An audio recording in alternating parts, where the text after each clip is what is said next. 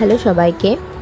তো গত উইকেন্ডে আমরা সবাই মিলে একটু ঘুরতে বেরিয়েছিলাম, তো যেটা সাধারণত বাবারই প্ল্যান করা ছিল। জায়গাটার নাম হচ্ছে ব্রহ্মদত্ত ধাম, যেটি প্রায় কম বেশি সবাই জানেন, সবার পরিচিত জায়গা, কিন্তু আমরা এই প্রথমবার গিয়েছিলাম।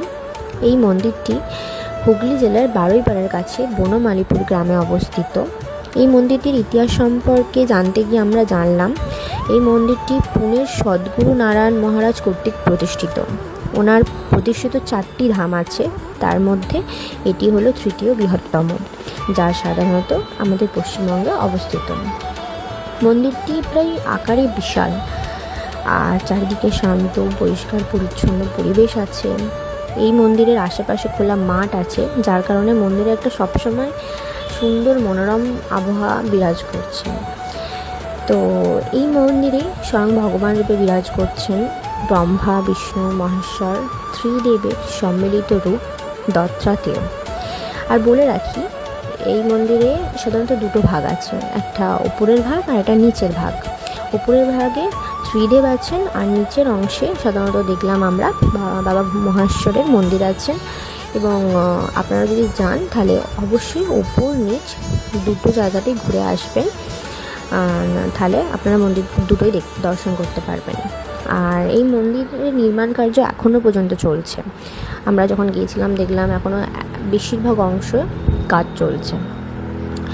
তো মন্দির প্রাঙ্গণে ঘুরতে গিয়ে আমরা জানতে পারলাম যে প্রতি বৃহস্পতিবার এখানে ভোগ বিতরণ করা হয় দর্শনার্থীদের জন্য, এবং সারাটা দিন মন্দির বৃহস্পতিবার খোলা থাকে। আর সপ্তাহের আর যে কটা দিন আছে তার মধ্যে প্রায় সকাল 8টা থেকে দুপুর 1টা পর্যন্ত, আর বিকাল 3টা থেকে সন্ধ্যা 8টা পর্যন্ত মন্দির প্রাঙ্গণ খোলা থাকে। তো আপনারা চাইলে বৃহস্পতিবার অবশ্যই যেতে পারেন। ওই দিন ভালো করে পূজা দেওয়া, আরতি দেখা, ভোগ খাওয়া সবই হয়ে থাকে। আমরা গিয়েছিলাম সাধারণত শনিবার, তো আমরা সেজন্য ভোগ খেতে পারিনি।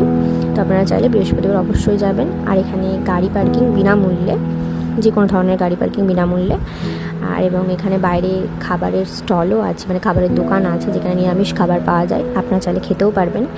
আমি যেমন এখানে একটু পাপড়ি চাট খেয়েছিলাম, এটা সাধারণত আমিষ নয়, এটা নিরামিষই। তো এইভাবে চারিদিক সুন্দর করে ঘুরে আমরা তো চলে এলাম। এবার আপনারা যাবেন, অবশ্যই চেষ্টা করবেন পরিবারকে সবাইকে নিয়ে যেতে। জায়গাটি আপনাদের খুবই ভালো লাগবে।